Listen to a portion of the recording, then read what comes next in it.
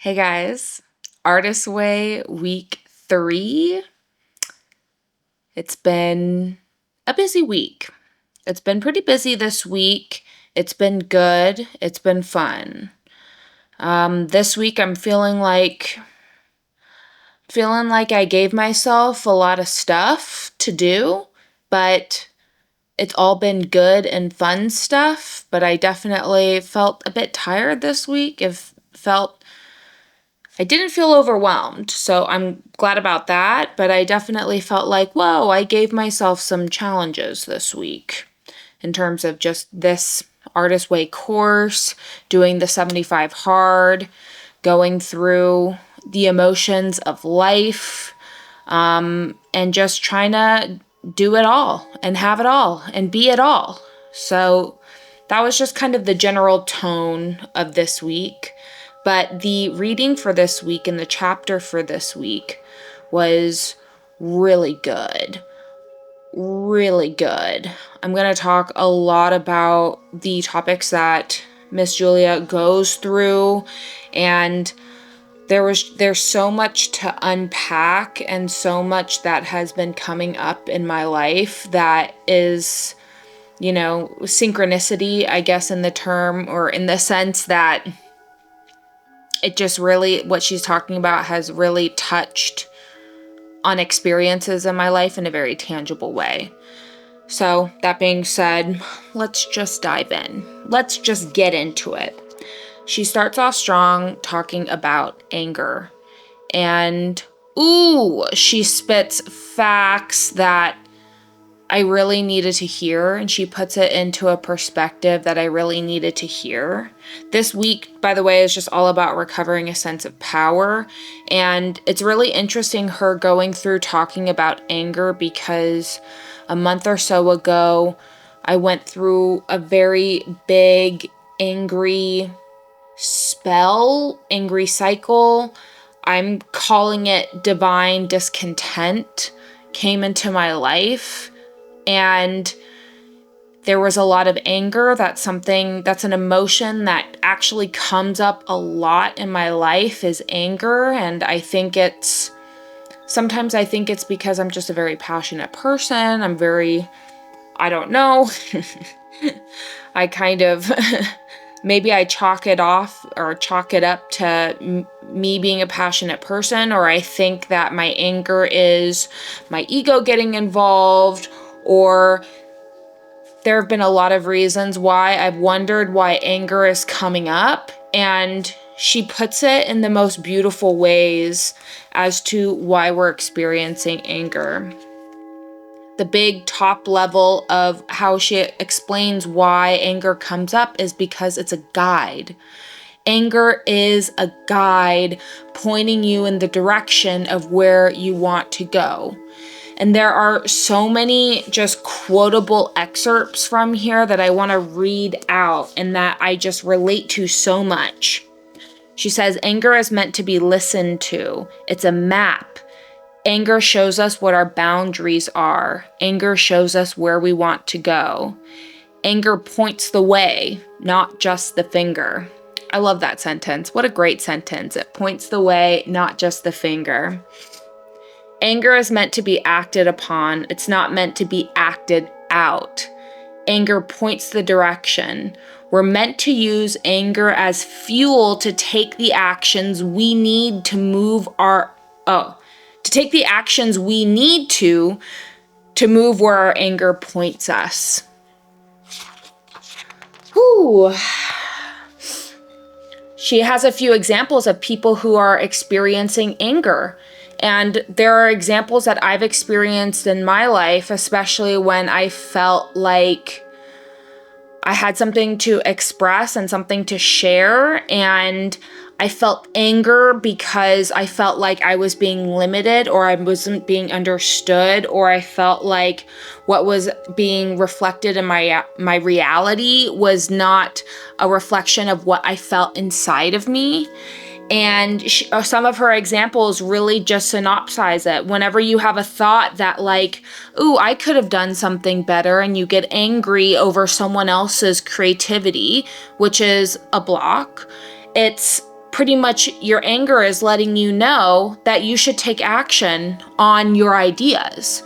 Whenever someone maybe does something that you wish you had done, or you had an idea to do that you didn't claim or act on, and you get angry and say, oh, I should sue this person for infringement, whatever. That's an extreme example. But this anger is coming up because it's guiding you and it's letting you know that you should have acted on it. She says, this anger says it's time to take your own ideas seriously enough to treat them well. And there have been a lot of times in my life where I felt angry that I didn't get a reaction or a result that I wanted. And, sometimes that anger was toward myself for not honoring my instinct or honoring the gut of what I wanted. And other times there's been anger that's been pointed at a situation, or just this general sense of stagnancy that I felt in my life. I feel a lot of anger for it. And there are so many layers to it that this chapter touched on, where I've felt a lot of anger and discontent towards God, because I am just like, I'm doing what I thought I was supposed to be doing. Why isn't anything going anywhere? Why isn't anything moving? And it's actually, funnily enough, that anger is a reflection on me not taking the action I know I need to be taking towards my creativity.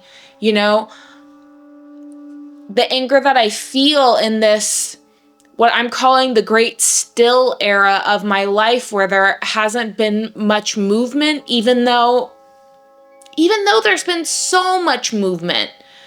In my mind is telling me there hasn't been any movement in my career specifically.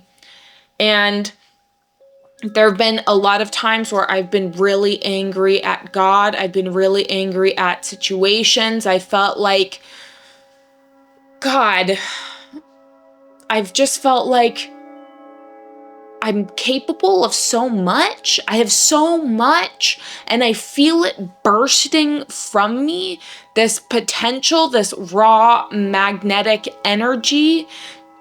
I just feel it so potently, and there have been times where I've gotten angry because I'm like, why isn't my reality reflecting all that I feel and know within me? And really, that anger is because it should be at myself, because I invested in a career that is limited. I invested in this career of marketing, which isn't the full reflection of all that I am. It isn't the full reflection of all that I'm capable of. That path in itself has a ceiling for me specifically, not for anyone else. That path was made as a decision based off of limitations. I made the decision to go in marketing, not because it was my absolute passion in life, because it was something that I thought was interesting. And I was like, I need a job. I need a career. I need something that's going to pay me well in the long run. And this is something that, at one point I had a lot more passion about it than I do now. But it was something that I was and am genuinely interested in, but it's just a vehicle to express and to, what is the word I want to look for? Marketing. What I've realized is that marketing is just a vehicle for expansion for my creativity, and it is not the end all be all of my creativity.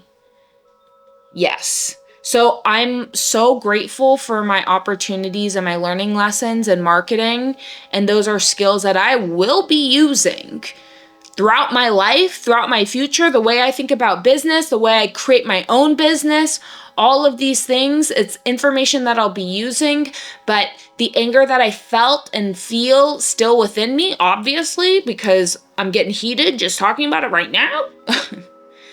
That anger that I feel is because I keep hitting my head on a ceiling and I need to bust through the glass.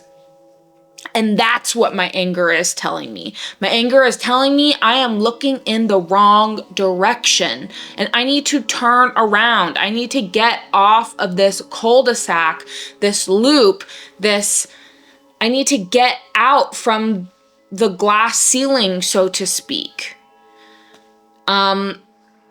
Yeah, she says so many different things. When we feel anger, we're often very angry that we feel anger.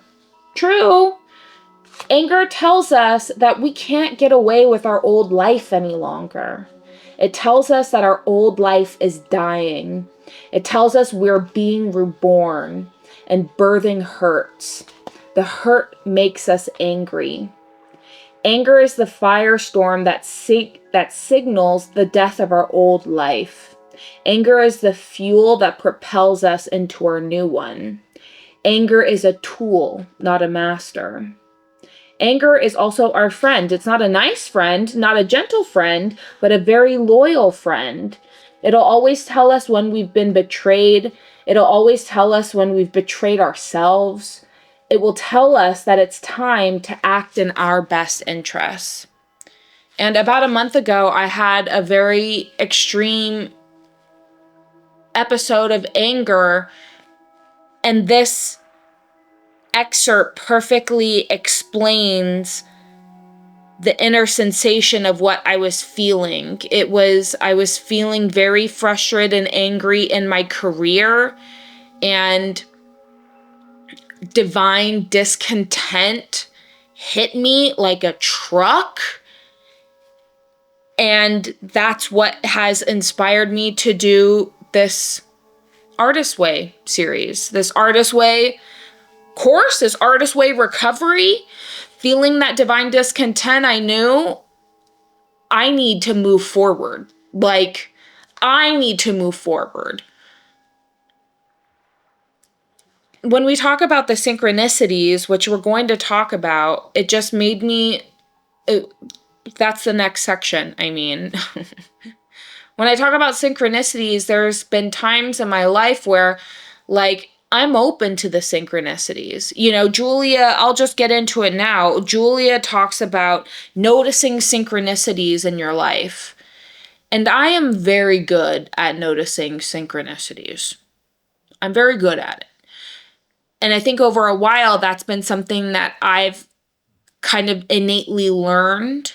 It's about noticing the synchronicities, noticing the prior past manifestations, right? Just like a thought of something, having it be manifest in the form of a synchronicity where you're like, oh, I was just thinking about that. That's something that I'm very attuned to. And when it comes to the anger in my life and the stagnancy that I felt with my career, I've been looking for synchronicities from God in terms of which direction I'm supposed to go in. And it felt like,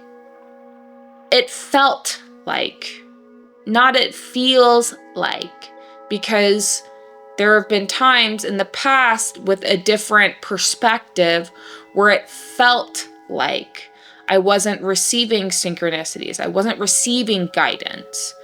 But I see, of course, in hindsight, if you haven't watched, by the way, if you haven't watched Hindsight, the YouTube creator, his videos, he's great. I can't say the word hindsight without thinking about him. Back to the story. In hindsight, when I'm looking back, the synchronicities were there, gently guiding me with skills and experiences that I could use. And the synchronicities also guided me further down a path that I didn't want. I realize now that I don't want it. But it guided me further down the path of what is not meant for me, so that I can feel the dissonance within me. And I can feel that anger of not moving in the right direction. I can feel the anger come up that points in another direction. And I can feel, because I can feel that anger, I can feel the dissonance. So these synchronicities, she talks about, well, I'll read the first thing she says. Synchronicity. Answered prayers are scary. They imply responsibility. You asked for it, and now that you've got it, what are you going to do? And this is, the next sentence she says is that cautionary phrase, be careful what you wish for, because you just might get it. And this is something that actually reminds me of Eckhart Tolle. He has a story where after years of him being a frequency holder, sitting in his stillness, just being present in life and being content and filled with contentment in his everyday life, he expresses that he didn't really seek more in those moments.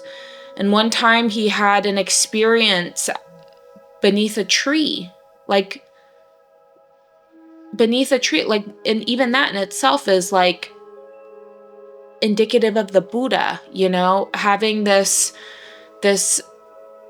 moment under the Bodhi tree, reaching enlightenment under the Bodhi tree. And Eckhart Tolle says that he sat in front of this tree, and this force came through him, and he expressed to the tree, I want movement now. I demand movement. I need movement now. And my God, there have been so many times in my life where I have literally physically sat at a tree. I have spiritually sat at a tree.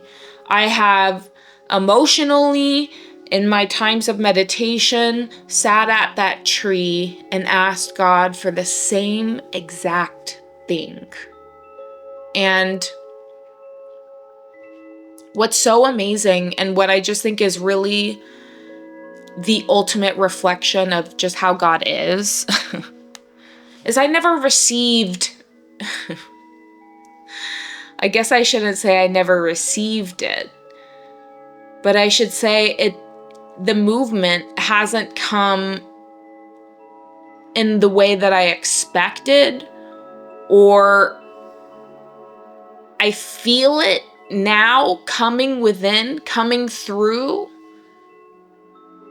But the movement hasn't been like this grand night and day switch.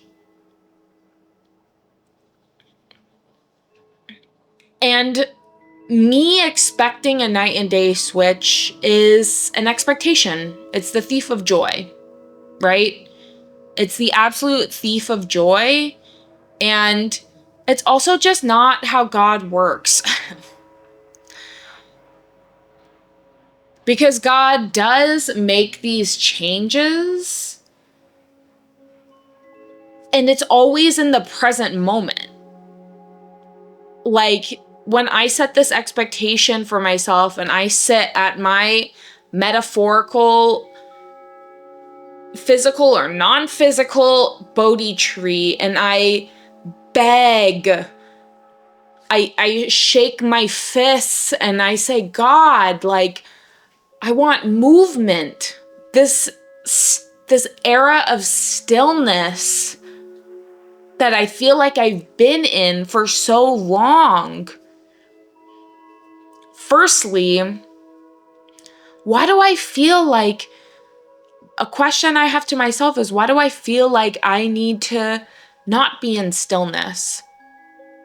Because isn't that all there ever is? And then secondly, the question is, there's constantly movement. There's constantly movement within me. Just even this desire being birthed within me, this urge that I feel like the need to shake my fists and express in itself is a microcosm, a big bang that's exploding the universe within me. And that comes in the form of me shaking my fists and exploding my energy internally. And it's just, I always think it's so amazing because Elizabeth Gilbert, when she was writing Eat, Pray, Love, or in her excerpt from Eat, Pray, Love, she describes a very similar experience that I reflect on a lot, where before she had gotten divorced, she sat in her bathroom crying and said, God, please, like, I want to be divorced. What do I do? Give me the divorce now. And God just whispered to her and said, go to sleep. And it wasn't even like the next day she woke up and said, I want a divorce. It's not like how it was portrayed in the movie. But the next day she just went back to life. And then it wasn't for a few months later that it started to happen, that she started to get divorced. And then, of course, she has this whole experience with Eat, Pray, Love. And the synchronicities, to bring it back, sometimes there are synchronicities. I ask for synchronicities from God to know that I'm moving in the right direction. I ask for those synchronicities, and Julia expresses that a lot of artists, they feel like they've gotten breaks, or they feel like they've reached a certain level from these synchronicities, from these lucky breaks, from these moments of just the universe aligning itself. And I think what has been the biggest tell and how I know that that path of marketing hasn't been the right path is because I haven't received those synchronicities. No matter how much effort, my fucking God, I've put so much effort into it. I can't even begin to tell you how much effort I've put into it. So I'm paying attention to the synchronicities, and I'm also paying attention to the lack of synchronicities. If there is not a synchronicity, it's telling me after years and years and years, and it's different. After years of investing in something, if I'm not experiencing synchronicities, that's a telltale sign that I'm in the wrong path. And, it's not even to add insult to injury, it's to understand that the foundation of that, there are a lot of artists out there who go so many years without getting their lucky break. They go so many years without experiencing synchronicities. And they themselves have gone through the question of, is this something that I give up, or is this something that I hold on to? But what makes an artist, and how you know that you're on the right path is if it brings you joy. If it brings you joy and passion, and that is what you hold on to because you know you love it. And so long as you're following what you love, then that is the fuel behind eventually, maybe one day, experiencing these synchronicities that get you a lucky break. And even if you don't get the lucky break that you're looking for, the fuel of it is the passion and the love that you feel internally, the love that you feel for the expression. So much so that it doesn't matter the results of what's happening, because the thrill is in the experiencing of what's happening. And that goes back to that foundation, that philosophy of, are you doing something for a result, or are you doing something because you enjoy the process of it? Are you taking action because you want an end result? You want to be famous, you want to make a lot of money, you want a big house, you want a car, blah, blah, blah, blah, blah, blah, blah, blah, blah.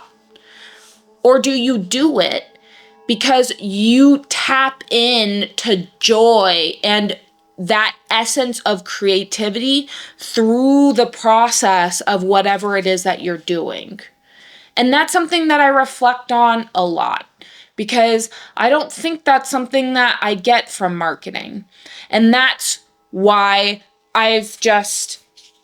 becoming a yoga teacher has been the biggest blessing in my life, because through that, I've been able to express and feel that contrast of knowing what is something that I love to do and I would do to get paid nothing versus something that I'm doing for money or doing for job stability or doing for blah, blah, blah, blah, blah. And so that's been a big reconcile within myself to say, yes, queen, like pay your bills. First of all, I don't, yes, queen, pay your bills. I give myself grace. But to also say, what is it that brings you life? What is it that inspires you? What is it that you feel needs to be expressed through you? Because that's ultimately what it is for me, is I feel like my quote unquote purpose, my baseline purpose is to be. It doesn't matter. I don't need to do anything. And that is my purpose. But I feel like the doing part of me that wants to express and give, my purpose is just to be a conduit. My purpose is to be the messenger. My purpose is to just be the blank vessel through which consciousness lights through. And there are a million different ways that I can do that. Anyone can do that. That is what creativity is. That's literally what it is. It's literally you creating and expressing through you. And that's how I feel in my heart. And that's what's most important to me. And so I'm going to be paying attention to the synchronicities. And this is something that I've sat at the base of the Bodhi tree. And this is the manifestation that I'm reaching for. This is the manifestation that I'm calling into my awareness, is the synchronicities that let me know that I'm on the right path by pursuing my creativity. That is what I'm calling in. And I'm gonna cry because that is what I need. I don't need it in that I'll stop if I don't get it. But I need it in terms of I need to know that I'm flowing in the direction of the current and not against it, Because I feel like I've been fighting against the current for so many years. So much so, I'm fighting and rowing against the current, and it's left me completely still.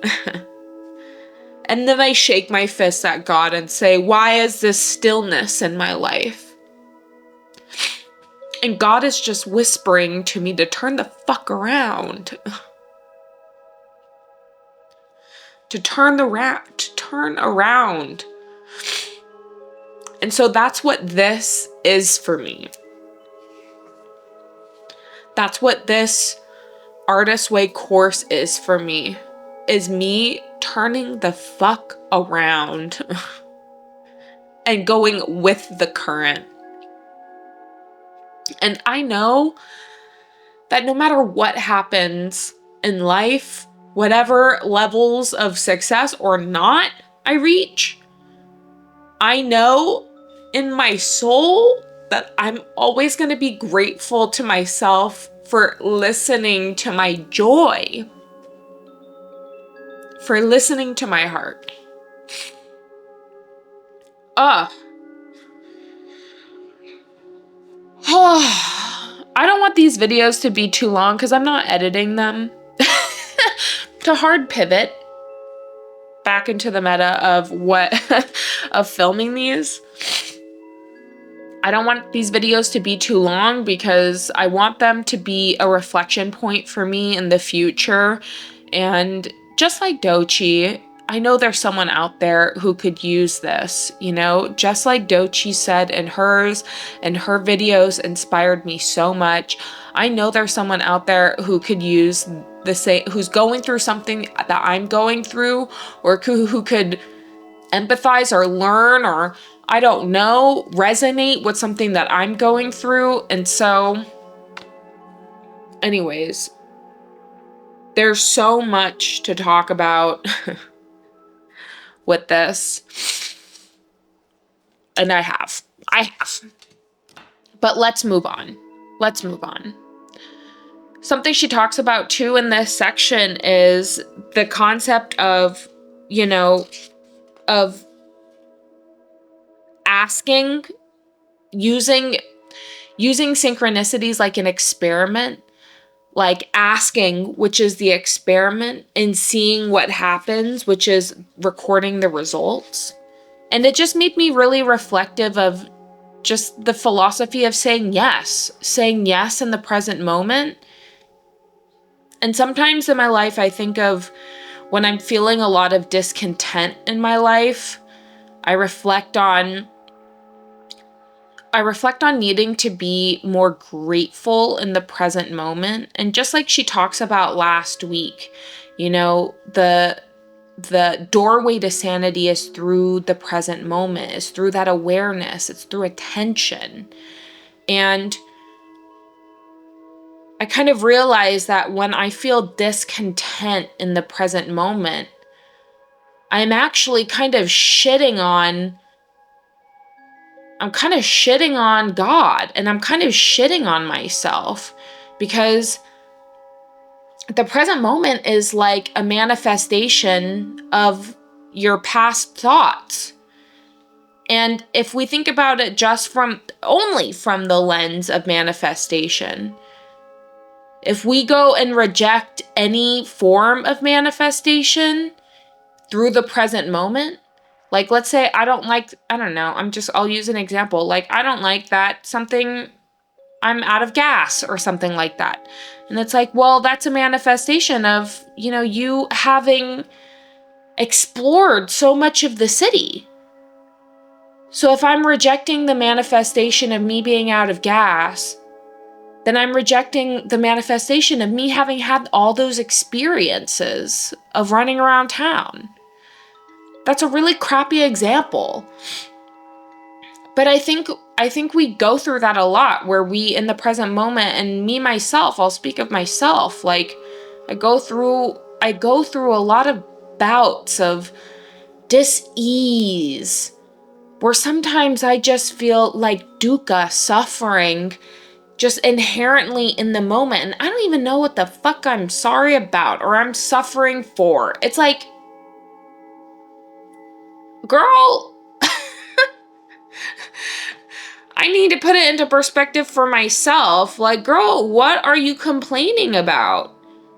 And I think that essentially this act of noticing synchronicities is about being present in the moment, being open and saying yes to the present, being grateful in the present moment for all of these things that have come up, which are really just things that you've manifested in the past. And even if you don't like it, even if it's uncomfortable, even if it's displeasing, to say thank you and to know that I can't be happy in a future moment where I get everything I want if I'm not happy in the present moment.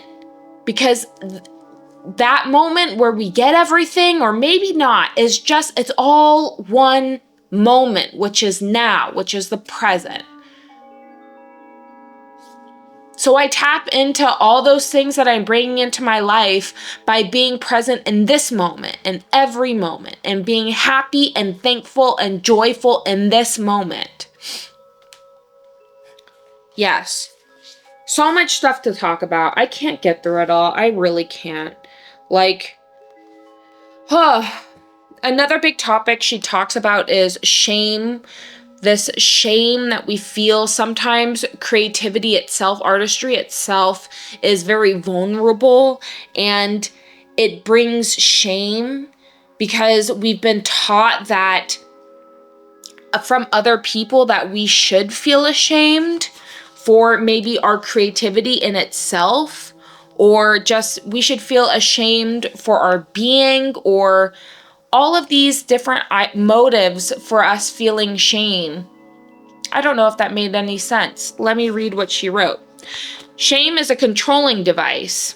Shaming someone is an attempt to prevent the person from behaving in a way that embarrasses us. Making a piece of art may feel a lot like telling a family secret. What will they think of me once they know this? We feel this sense of shame in our artistry, and I've lived in that space of shame for so long in my life, or through many periods of my life where I felt shame and this lack of self-acceptance. There's also this dissonance between the ego. That question of what will people think of me is really just the ego. And when I'm thinking about this shame of other people's perceptions, it makes me reflective on me not feeling content in myself, me feeling shameful of the truth of who I am. And that's something that I've been working on a lot, and being vulnerable and unconditionally loving myself and unconditionally seeing those parts of me that I am shameful of, and to still show them love anyways, and to still move past them and express them. Because I think shame has been a big reason why I haven't been as creative throughout my life as I want to be, or as I wish I'd been. And that's something that I'm really going to be dissolving. Because something that she wrote down with the practices this week was, name some attributes of yourself when you were younger that you admire. And one of them was just my fearlessness as a kid.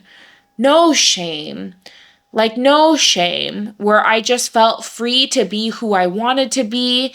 And there were opportunities too, coming back to the creative monsters. There were times in my life where other people kind of thrust shame upon me for me being myself. And again, I'm releasing my creative monsters. It's okay, it happened. But putting it into perspective of shame has been really interesting in pinpointing what the emotion is that's getting stuck. Because even Eckhart Tolle says that when you have an emotion, let me rephrase. He says to name something is to strip it of its power. And so when you name something that's very grand, maybe something that really resonates with you, there's a bit of it that's stripping it of its being essence, because you're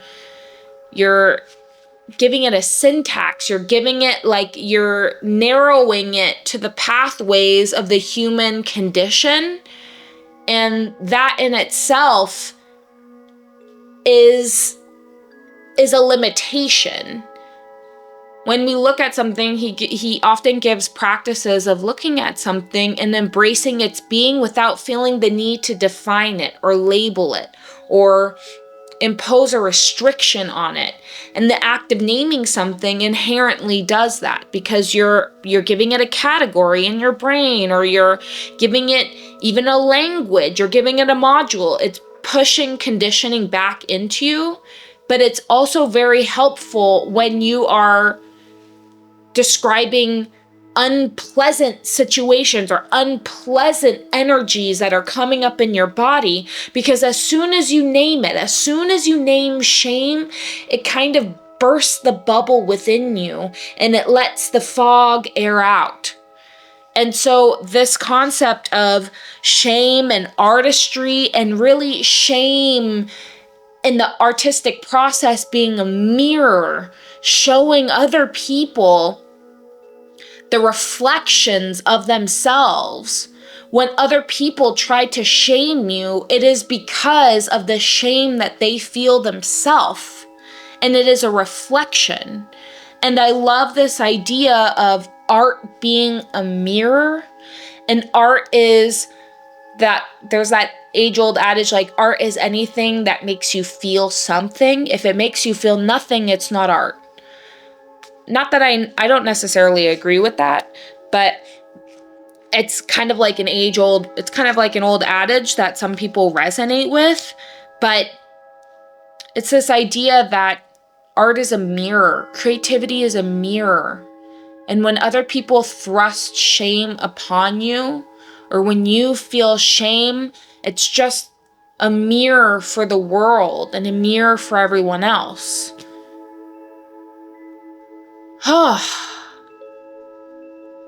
Yeah.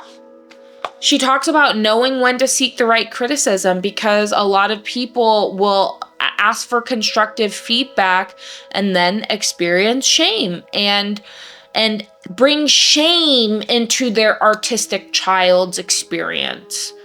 And that, again, is something that I've been working on and I reflected on last week, of me being more diligent with who I ask for feedback from. And that's something that I'm holding true to, and I've been holding true this week, and I will continue to hold true to.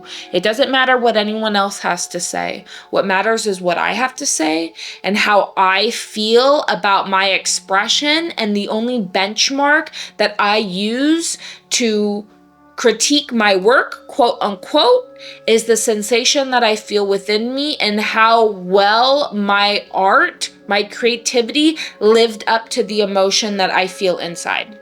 That is my benchmark. There's too much to talk about, y'all. There is too much to talk about.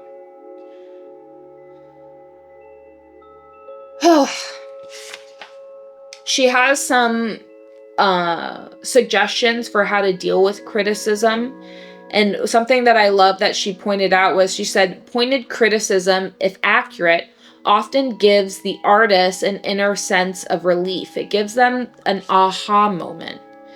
And there have been times where I've received those aha moments, and I think it's dualfold. Part of me wonders if I'm addicted to shame. If I'm addicted to shame when I seek feedback or constructive criticism from other people, or I give that shame and that feedback and that criticism to myself. And I'm going to explore that more, the idea of having an emotional, I feel like an addiction is the wrong word, but having a propensity towards living in the energy of shame. And then in conjunction with that, I want to ask myself how I can release that. How can I release that shame? But she also goes into it. Shame is really just how you release it, is you send it love. You see it and you send it love. So maybe I'm answering that in myself right now, or she answered it for me, but I'm also like, I know there's a lot of yoga. It's all in that root chakra, right?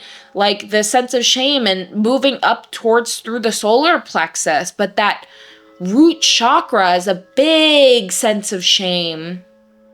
So maybe there are exercises too that can be done to release that energy, and then to just show myself some fucking love.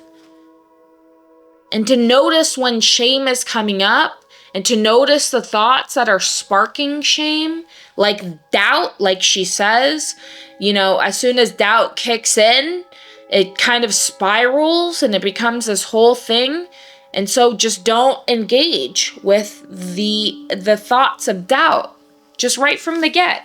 So maybe that's a reframing that I need to do whenever I notice that shame is coming up, to say, oh, this is a thought that's sparking shame.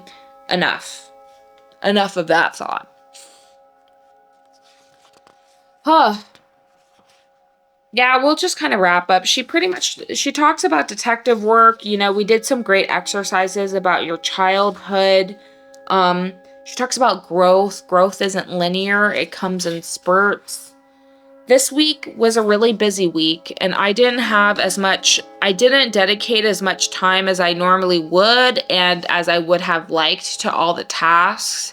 So I'm going to let it go. I'm not going to beat myself up over it, because there are a lot of other creative things that I am doing that are really exciting to me, and I think that is a move in the right direction. And that is in alignment with this course. But I've been very good with my morning pages. I've done them every day. Actually, I didn't do it today. I'm late with this video. It's Saturday. I usually film on Friday, but it's okay. So yeah, there are just some things to finesse in terms of my routine. I haven't gone on my artist date yet. I'm gonna do that tomorrow. I'd like to go to Color Me Mine.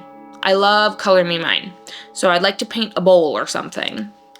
And then synchronicities this week, just, everything is a synchronicity, from the synchronicity of this week being all about anger and shit to noticing the synchronicities. I listened to Dr. Joe Dispenza, got back on Abraham Hicks, really focused on things that I want to bring into my life, releasing the attachment to them. Lots of synchronicities, we'll just say. And that's about it for this week. All right, this is a long video. I just can't shut up, can I? That's okay. I enjoy it. All right, week 4.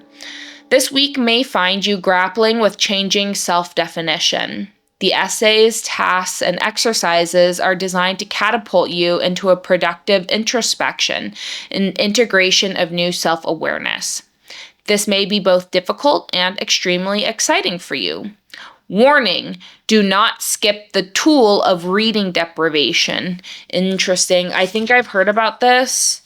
Maybe I can sneak peek. I think I've heard about this where she doesn't want you to consume other people's art.